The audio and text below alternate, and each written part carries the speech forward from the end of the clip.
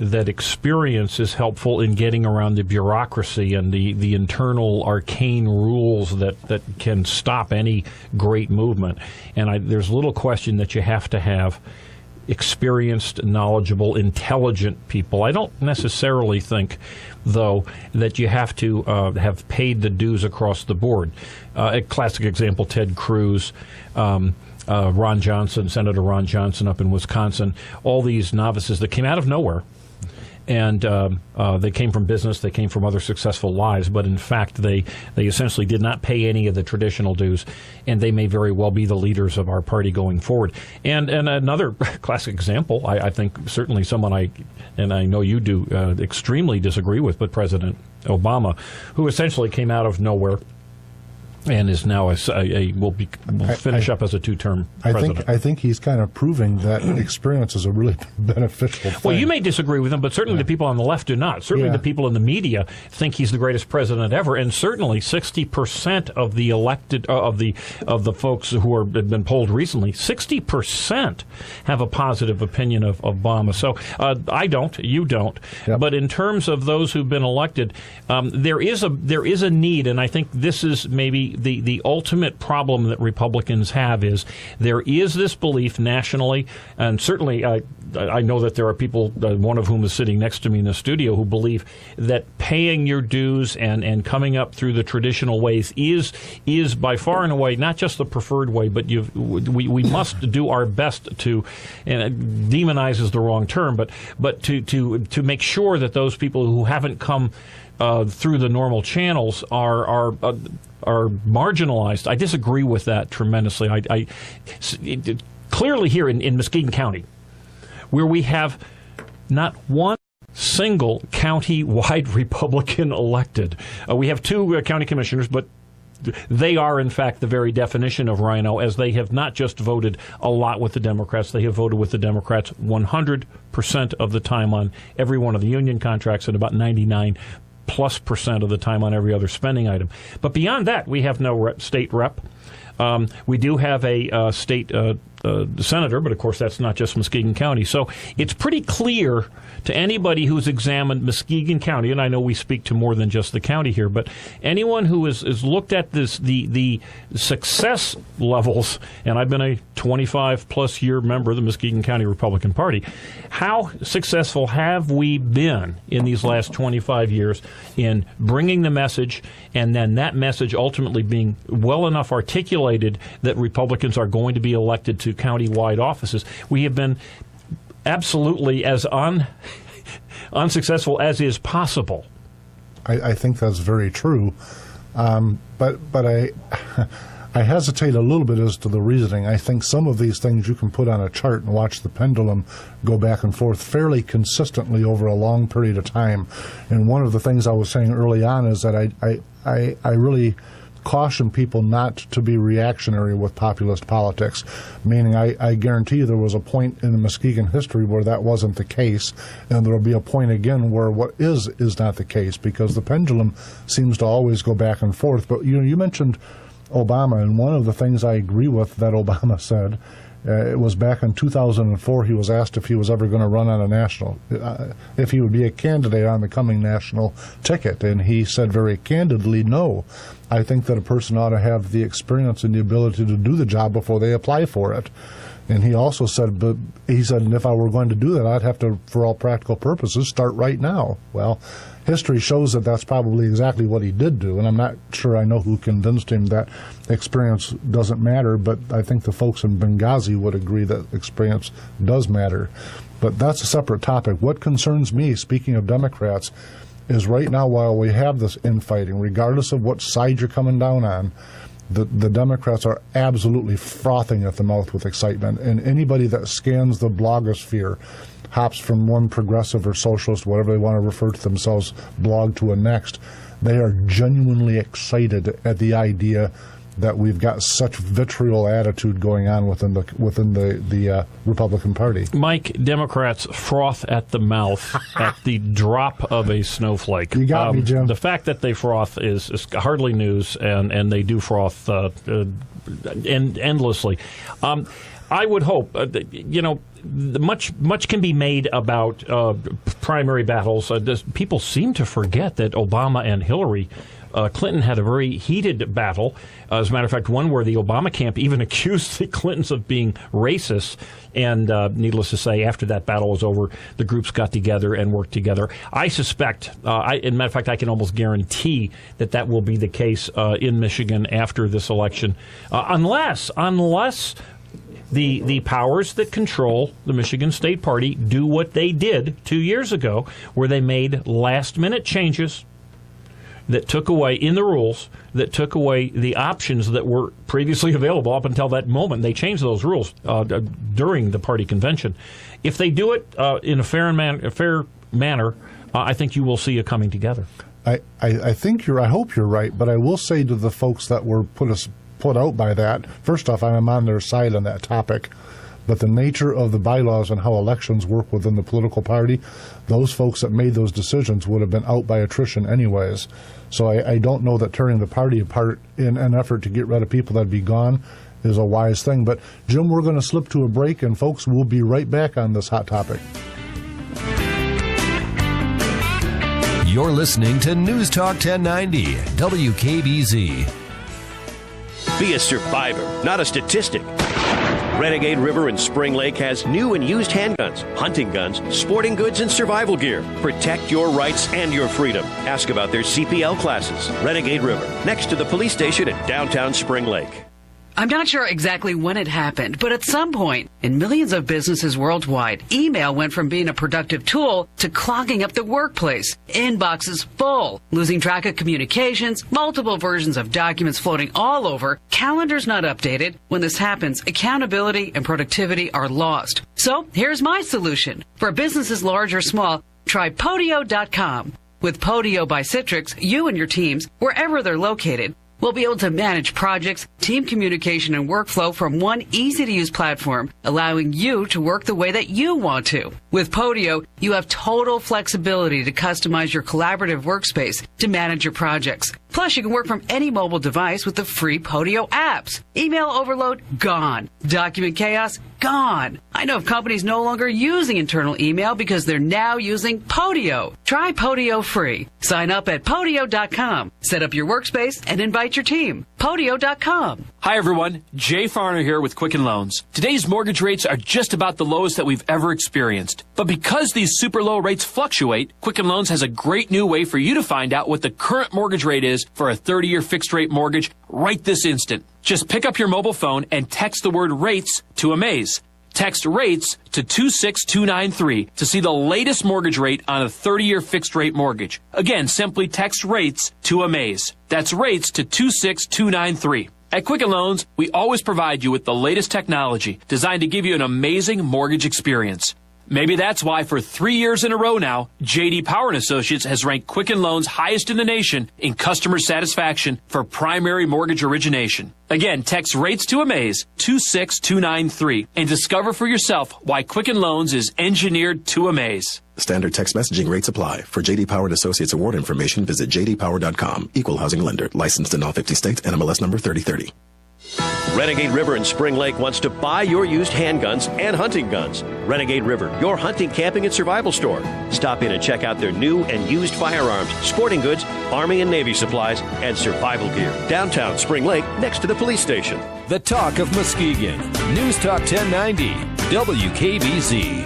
Welcome back. You're listening to Mike Hewitt on the Renegade River Show. And today, Jim Riley, who is the host of Eye on Muskegon, and I are kicking the proverbial dog around the studio a little bit, talking party politics as we approach the coming Michigan Republican State Convention. Jim, where we leave off? You were in the middle of beating me up over something. I think just before break you agreed 100% with everything I had said or was going to say going forward. So Oscar, I suppose a Oscar, round of applause. check his water, Oscar. Something's wrong with him. Hey, I actually, as not surprisingly, I don't recall what we were talking about before the break, but something did occur to me during the break, and that was one of the keys, and you used President Obama as an example, one of the things that President Obama did prove that he had the talent for, and it was critically important in him becoming president, was that he had the ability to win elections. And he won a statewide senatorial election, and then he also subsequently was elected to the U.S. Senate. So he had that talent, and frankly, for a politician, that's in many cases that's all that's necessary. Certainly in some political parties and some political groups, but when we're talking about 2nd District or the far bigger issue here, which is of course the Bobby Stochek. Bobby. I just call him Bobby. Okay, Bobby. But he is the chairman of the state of Michigan Republican Party, and he is looking at a challenge there, as are some of the supremely higher ups there, and it's a different talent that's necessary to be a state party chairman. Their organizational skills, fundraising, money skills of that sort. And as much as I'm not thrilled with what I've seen happen in the state of Michigan over these last 2 years, certainly the support that Pete Hoekstra was able to get and some of the other national politicians, and frankly, I think that I think that they allowed our governorship to be hijacked by the current governor, Snyder, by having an open primary when the Democrats did not have an open primary. I disagree with that.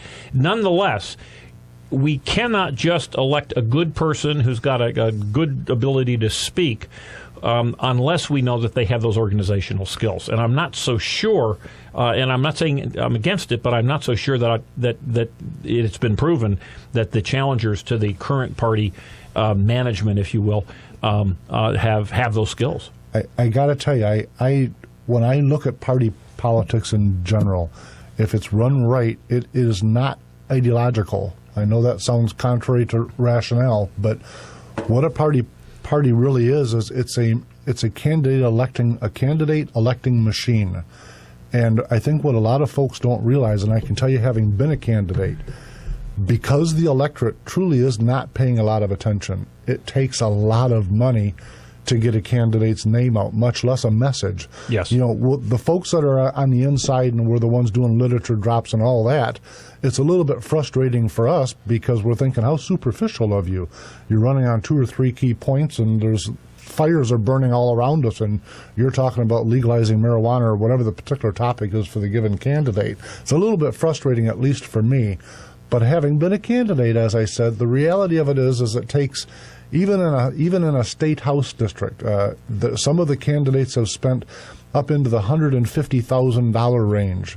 In the race I was in, there were 8 Republicans and 1 Democrat in respective primaries. And I haven't added it up, but I think in total it was well over $300,000 that was spent to end up with a 7% or so eligible voter turnout. And I've learned from marketing in business that it takes 60 impressions to get the average person to remember a name. And so on one hand, it's nice to say we need to get party lobbying organizations and money out of politics. But on the other hand, if no one's paying attention and you need to get them to understand who you are and what you are, that's the reality of it. And so I'm tying this in with the Bobby question. No, I don't. If you take, I'm a Jeffersonian, I'm a classical liberal. So when I sit down with him, and I have, by the way, when I sit down with him and go down the list of the things that we could agree or disagree on, it's probably 75% that I agree, and the difference I vehemently disagree with. But I have to set that aside because what his function is organizational and fundraising. And like it or not, fundraising is the key. I've mentioned on this show before, I've got an old picture. It's a picture of a state, I think it's a courthouse in some small town. There's 2 politicians standing out on the court steps, and the entire town is standing in the street. One politician says his spiel, and then the other politician says his spiel, and now the community has been informed and they go vote. That's not how we do it anymore. Nowadays, we've got to have just a plethora of commercials over and over and over again. And it takes dough, it takes advertising. You know, I agree with you that it takes money and it takes advertising. That's very clear to anyone who's ever suffered through, which is now a 4-year presidential campaigns, 2-year House campaigns, and the like. But we have had very significant successes, and President Obama, as a state Senate and a U.S. Senate candidate, can attest to this. We've had great successes with not tremendous amounts of money being spent when you have the kind of candidate who has a message and garners the grassroots support of not just the extremes, but also those middle voters. And I think that it's been a mistake, and we've seen this here in Muskegon County. I'm a supporter of Holly Hughes. I hope she runs again. But I think there's been a mistake to blame folks who voted for the Libertarians for her 400-vote loss. I think the mistake lies really in that campaign for not going out and explaining to those middle-of-the-roaders, or I'm sorry, not middle-of-the-roaders, those folks who were very conservative, explaining her votes and why she voted in ways that perhaps they would have disagreed.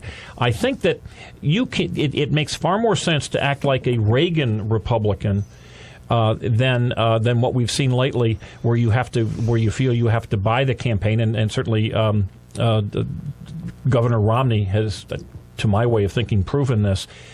He had enormous amounts of money. His message, ask anybody, what did he stand for? Well, it was really kind of fuzzy.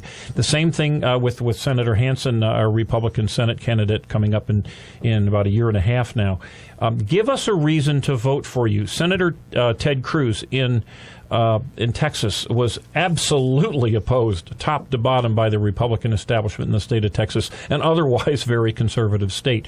Ron Johnson ran against an unbeatable Democrat opponent in Wisconsin. He's a businessman, came from no place, had to beat two very formidable primary candidates, came out of no place. But he had a message that resonated with the people, and he was very clear about it. He wasn't wishy-washy about it.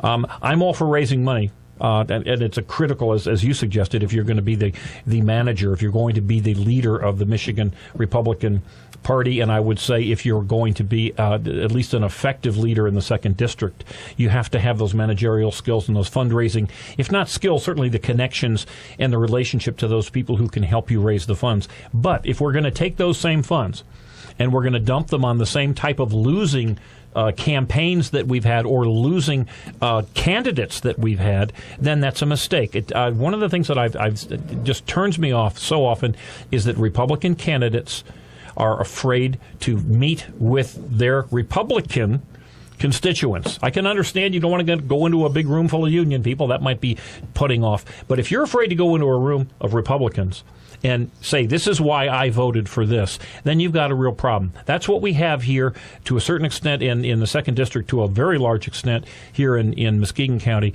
And I give the second most conservative Republican congressman that we have in the state of Michigan, and that is Bill Huizenga. I give him enormous amounts of credit. He has gone in front of his constituents. He's answered the tough questions, and it wasn't just Republicans that he answered to. He went out there and he answered to the entire communities. He continues to do that. I hope he really ramps it up because, number one, he's good. And as we all know, it's so much easier to be truthful rather than try to dissemble and hide and run away from your votes. And that's what's gotten me. The Holly Hughes, and again, lovely lady. I do hope that she runs again. I will very strongly support her again. But I would sure like to have her stand up in front of a bunch of Republicans and say, hey, look, I voted for this, and I know you're unhappy with it, but here's why I did.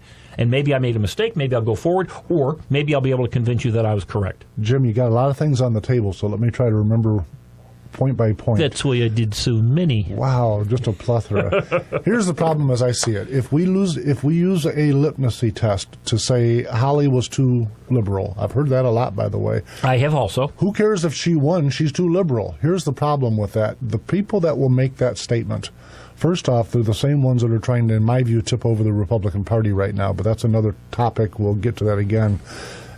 What happens when you use that kind of litmus test is it does not take into consideration the value of having majorities in the state house or the state senate, or in our Congress in the in Washington. I got to interrupt you just for one quick set. I'm not suggesting that it makes sense for people to use a litmus test and to look for purity, and if not, you're going to vote third party or stay home.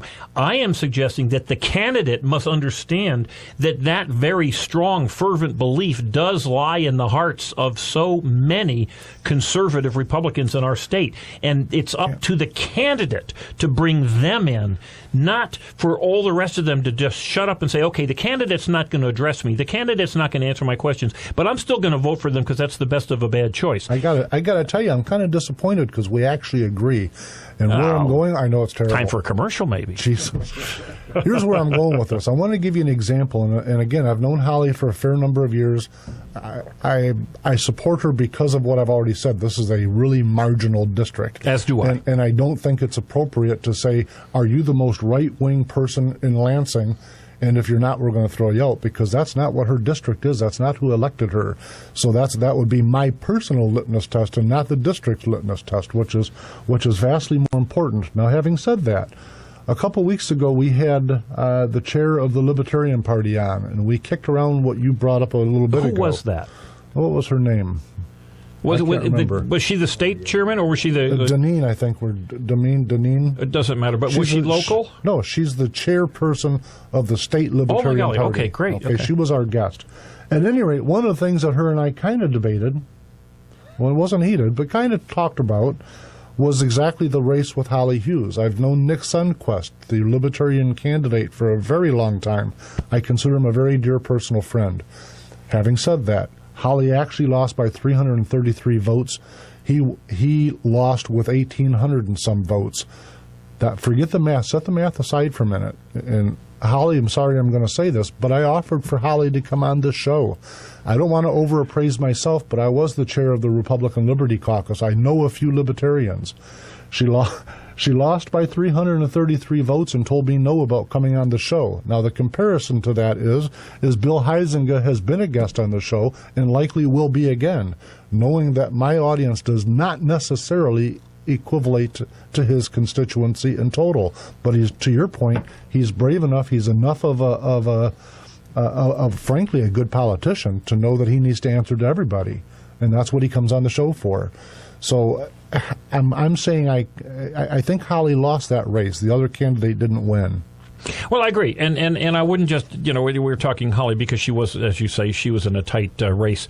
I do believe, it's a lot harder to go face people who are unhappy with you, but if in fact you made a vote or you did something, whatever it may have been, that you are proud of, then it ought to be easy. And we can disagree. We can say, hey, I voted for this because I believe it's good, and you think it was a bad deal. Fine, we can agree to disagree. The Democrats, the mindset of the person who's a hardcore Democrat voter, a really hardcore liberal, if you will, they think differently than the way we think. And expediency is a little more accepted on the left than it is on the right. But I would say this. The Heritage Foundation, and I put this just prominently either this morning or yesterday on my blog, MuskegonPundit.com, they listed all, and there's throughout the entire country, but throughout the state of Michigan, they listed all of the state congressmen and listed them in terms of relative conservativeness, Justin Amash being number one and Bill Huizenga being number two. Same thing that the Mackinac Center did for the state representatives and the state senators. Now, as a political junkie as I am, I can't keep up with the important votes as to who voted for what and what did this vote really mean. But it's nice to have very respected organizations like the Heritage Foundation and the Mackinac Center. And Holly Hughes was the most liberal Republican elected state representative for the last 2 years. Now, that still made her, even though she was the most liberal, she was really not all that different than most of the other representatives. But she got a reputation for being a rhino. She got a reputation for not being a dependable, pure Republican. Now, I believe it was the wrong reputation. I believe that most of the people who are running around saying that had never seen the breakout on the Mackinac Center, because every single Democrat was not just below her, but way, way below her. But the fact is, she didn't bring the message. She said, look, people are complaining to me about this. Let me explain. She did not do that. She, as you just said, she didn't go to your show. She didn't go to my show. She did not go in front of the people, the Tea Party people, and actually she did visit the Tea Party once, and she was quite good, by the way, but she didn't do it enough. She didn't go in front and present the true facts. She allowed, just as is what so bothers me about Republicans, when the Democrats or your opponents start lying about you and they consistently repeat that lie and they consistently find new media to repeat that lie, if you as a person or a party do not refute that lie, people are going to start to think, well, geez, maybe that person, maybe he did steal that money from Myers, Thrifty Acres, maybe he did this because I keep hearing it, and they're not refuting it. And that's a mistake, and that's how you lose elections. I think you're exactly right. And let me make the contrast for a minute, and then we're going to go to break here in about 45 seconds or so. Let me give the contrast to that. Barb Vanderveen. When I really got involved in Western Michigan politics, it was back in 2003. It seemed like everywhere I went, she was there. And she's running for 2nd District Chairman. She's running for 2nd District Chair right now. She's the liaison from Ruth Johnson's Secretary of State's office. She's been a state representative, but set those titles aside. When I went to Jack Hagendike's Senator Wright meeting in 2004, she was sitting there. When I went to the big brouhaha meeting that Saul Anusas put together trying to bring better communication to the party in 2005 over in Jenison, she was sitting there. Everywhere I went. And by the way, when I was challenging her, you can imagine that irked me a little bit. We're going to slide to a break, but when we come back, I want to talk about that a little bit, because I think you're onto something in terms of politicians and people who are active staying out and answering questions and being responsible to the electorate. So we'll be back shortly. You're listening to News Talk 1090, WKBZ. Renegade River in Spring Lake wants to buy your used handguns and hunting guns. Renegade River, your hunting, camping, and survival store. Stop in and check out their new and used firearms, sporting goods, Army and Navy supplies, and survival gear. Downtown Spring Lake, next to the police station. It's truth serum time. Do you back up your computer files as often as you should? Hey, I've got more exciting things to do too. And that's why I use Carbonite Online Backup. Carbonite backs up your computer files to the cloud automatically and continually. Unlimited backup space for your PC or Mac is just $59 a year. Start your free trial today at Carbonite.com. No credit card required. Use offer code KIM and get 2 free months with purchase. That's Carbonite.com, offer code KIM. We are talking to executives about change. You, sir. Oh, we're always playing from behind. What if you could see change coming? Yeah, right. What? Sage ERP provides total visibility across your business and real-time insights that can put you ahead of change. Ahead? Way ahead. Ahead. Visit sagetoday.com/ERP to watch the Sage ERP X3 overview video. Ahead.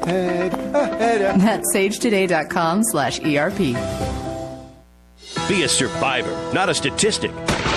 Renegade River in Spring Lake has new and used handguns, hunting guns, sporting goods, and survival gear. Protect your rights and your freedom. Ask about their CPL classes. Renegade River, next to the police station in downtown Spring Lake.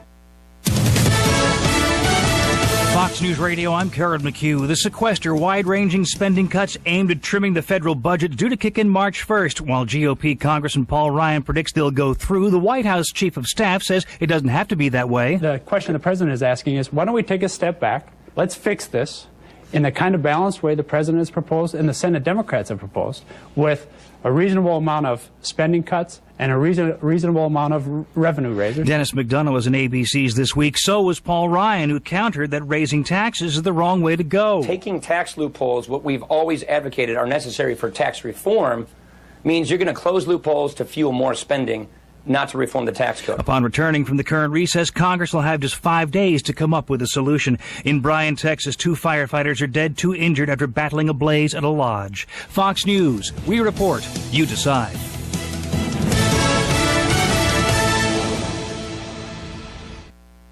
Here's the official News Talk 1090 WKBZ forecast. Today, just overcast skies at a high of 23, south winds 5 to 10. Tonight, partly cloudy in the evening, then becoming cloudy overnight with a low around 20. Southeast winds 20 to 30 miles an hour. Continued windy tomorrow with those southeast winds at 20 to 30 miles an hour. Partly cloudy early and then rain showers for the afternoon with a high of 43. And then for Tuesday, mostly cloudy, windy with snow showers at a high of 26. News Talk 1090, the talk of Muskegon. Hi, this is Jim Riley, your host of Eye on Muskegon, every Sunday morning from 8:30 to 10 and on the internet at eyeonmuskegon.com. Politics can be aggravating and to some just plain boring, but our elected politicians are spending your hard-earned tax dollars and sometimes borrowing from your children to pay for it every day, even here in Muskegon. We'll continue our quest to expose the power that local power brokers and politicians have over you and your family this Sunday morning, 8:30 to 10 at Eye on Muskegon on News Talk 1090 WKBZ, the Talk of Muskegon.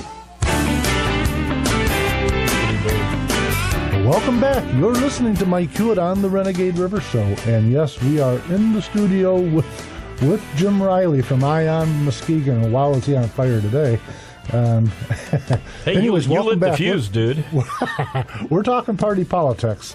And when we left off, I was touching on the Barb Vanderveen thing. And what's important is I'm using her as an example of what I think is important, and that's involvement. If you're going to step out and take these titles on and become responsible to say, yes, I am going to do everything on that list of things, that I think it's important to have the experience, which is what we were talking about earlier. And everywhere I've ever been politically in West Michigan, Barb's there, or she just left, or she's getting there. I think that having a second congressional district person that can pick up the telephone and call statewide elected office holders, can call the House Republican caucus if necessary, can call almost every single elected, at least mayor or president in township or villages, and have some kind of ongoing relationship with them to where you don't have to spend the first 5 minutes going, nice to meet you, nice to meet you. There's a certain amount of impact that can be caused by having a good reputation and a long list of... That's what made Thomas Jefferson great, not to compare to Thomas Jefferson, but... Well, I agree with you. Like every election, I don't care if it's a partisan election or a nonpartisan election or if it's even a citizen initiative, it sure is nice to hear someone intelligently articulate the benefits that will accrue from voting in their direction.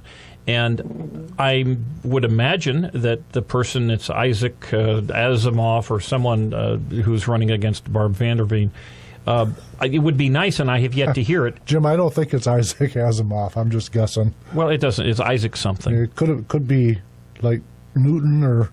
It could be Isaac Newton. Some other or his brother scientific Fig. figure. But whatever, we don't want to get caught into the names here. But what's nice is, again, articulate the reason. Why should you vote for me? And one of the things that again, I used Ted Cruz and I used Ron Johnson. They were very specific about what they would try to accomplish and why you should believe that they could accomplish it. I believe, as much as I disagree with President Obama, he was very clear in what he said he would run on, what he would accomplish, what he would do. And unfortunately, Governor Romney essentially, well, I would do something different. I mean, there was no clarity that I was able to discern as a political junkie. When we have situations here that are even less covered, by the media, where you have a second district or even state party elections, it just, again, seems to me that those people who can articulate the reason that you should vote for them, assuming you agree with that reason, that's how they earn the vote. I'm quite confused at this point. I do know, and you've educated me quite a bit here just sitting next to you, that Barb Vanderveen does have a lot of experience, a lot of skills, a lot of connections. Seems to me that she would be a good choice. maybe we ought to be looking at some of the others out there who are running statewide or otherwise, and have them get in contact. But as I get lots of their emails and I go to their websites, I don't really see anything other than, I'm a good guy and the same yada yada that we so dismiss. The postcard you get 2 days before the election of the very attractive candidate for election, his or her spouse, the pretty children, this gorgeous dog, and this phenomenally green lawn. It's the same postcard that we all get multiple times. It doesn't really give us a real reason why to vote for them. That must be why I lost. I didn't have the gorgeous dog. I had a parrot. I think that was it. Parrots are bad. Yeah, you needed a greener lawn to offset the parrot. Listen, it's important for me though, is just in terms of names. I want to, because it's one thing just to have a little bit of fun, but the fellow's name that's in the chair race, and listen, I salute him for doing that. I want to make sure that it's understood that I'm not assaulting or being disparaging of this person at all, or any of these people I wanted to bring forward. Ivan Asenov, I think. Assenov is the spelling of his name. I've never met him, so I've got nothing bad to say about him. I can only tell you that I've known Barb Vanderveen, frankly, since I challenged her. His last name is Asenov? I don't know how to pronounce it. You pronounce it. No, I just did. A-S-S. Oscar, how do you pronounce it? I would say that it wouldn't be the S. I would think you would... Asenov. Asenov. I'm not trying to be disparaging. Please understand. I don't know how to pronounce it. I don't know. We're probably going to get the FCC on us. Listen, his name is Ivan, and I salute him because I've stood up before and announced my own candidacy and went through the things, taken the arrows. So anyone that takes their citizenship far enough to say, I will personally put my name on it, I salute this person. It happens that I know Barb Vanderveen. I know that she's more than capable of doing the job. To your point earlier, she has a mission. This is what I'm going to accomplish. This is how I know I can do it because I've already done it. Those things impress me. But moving on, the next one is Kurt Van Koevering, who's running for vice chair. He is the former chair, and and by the way, I've got to make an interesting point here in a second, but he's, Talia, you help me again here. How do you pronounce that name? You know what? Talia, I believe it is. Talia Grieve? Grieve, yes. Running for vice chair. And she is female, and I'm highlighting that because the bylaws of the 2nd Congressional District Party or organization says that chair and vice, by the way, this is a state law also, says that chair and vice chair must be opposite sex. So if Ivan were to win chair, I don't know what the outcome would be if Ivan won and Kurt also won, or if Barb won and Talia, however you say her name, if she won. Talia, thank you. So that's an issue. But moving on, you got secretary is Gene Welch, who I know, and Juanita Pierman, who I know. Listen, both of them are longtime volunteers on a county basis. I've met Juanita. I don't know her tremendously well, but I can tell you she helped me with my campaign with some information. And Gene Welch is a Tea Party guy, very, very nice, hardworking guy. Both of them are great people, so I'm not making an endorsement there. We're going to be okay if either one of them win in terms of that role. Treasurer is Norman Wolger. Is that how you say that? I'd stick with you there. Yep, I don't know the name, but I can tell you that the treasurer, the other candidate, is Roger Moderman III. And I have to come clean on this one a little bit. When I was a candidate in 2010, and I had open heart surgery, which caused me to withdraw from that race. So I had a very, very short-lived campaign. But during that period of time, Roger Moderman was my treasurer. He was my state campaign. Oh, interesting. He was my registered treasurer with the state. State committee people, I'm not going to go through all the names now because it turns into a plethora. But state committee man, there's 3 positions that are possible, and there are 6 candidates. State committee woman, there are 3 positions possible, and there are 6 candidates. And the at-large position, and I've been an at-large for 2nd Congressional District before, but the at-large position, there are 8 possible positions, and I think 22 candidates. So I'm one of them, as a matter of fact. Are you really? Yeah. I can't endorse you, Jim. You called me names earlier. Well, that's that's okay. That's all right. All jokes aside, listen, I want to tell everybody on that list, I salute you guys, for you and you included, Jim, to get involved, to say, raise your hand and say, yes, I will take an active part and be a volunteer and work for free and try to advance the cause of liberty. I think those are important people, whether they win or not. And so I don't want to make today's show just beating up on candidates, because that's certainly not the goal. I've been there, done it, and I understand what goes involved in it. So thank you for standing up and doing that, Jim. Well, glad to do it. Was he humble for a minute, Oscar? Yeah. Was he really? I've never seen that. Well, sadly, it occurred to me that if someone said, Jim, why are you running for state committeeman or a district committeeman, I wouldn't have a good answer. So given the requirements to earn my vote, I don't think I've earned my own. I got to tell you, when I ran for office, I got told early on by not people involved in the party, but Mike, do you have a real reason of why you're running, and what are you going to do if you win?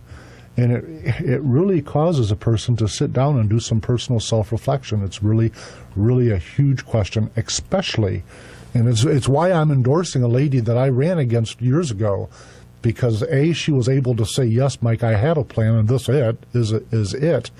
But I think that, as you used that word earlier, I don't think you agreed with. I think she's earned the role, and I don't think, for my own self, I don't know that it would be honest of me to say I've been an at-large person, and so now I can run the 2nd congressional district over 9.5 county political parties. I don't know that I would have the gravitas and experience to do that. Well, running it at the top clearly has greater requirements than just being one of the contributors. So I would agree with you there. So tell me this, how did your show go? We got just a minute more. Let's talk about Ion Muskegon for our final minute. Well, I would just say the show is going to be on the ionmuskegon.com website if you want to listen to it. But far more important than that is that we talked about the smart meters. Very interesting conversation with an expert who phoned in, and my co-host Tammy Derwin. But there will be a smart meter meeting at Muskegon Community College this coming Thursday, 7 o'clock in the Blue and Gold Room. It is open to the public. It is free. 2 experts from the east part of the state are coming in. They've got all sorts of information. This is a big issue. Whether you are for it or against it, it certainly makes sense to know something about it before you make that decision. Very nice. This Thursday. Very, very nice. And for the Renegade River Show, we're on Facebook. Like us there. And the Renegade River Store, who is our sponsor, also is on Facebook. Like us there. I bought a gun from you guys last week. It's a great place to buy a gun. That was Honey Bunch. Thank you very much, Honey Bunch. Everyone, thanks for listening. See you next Sunday.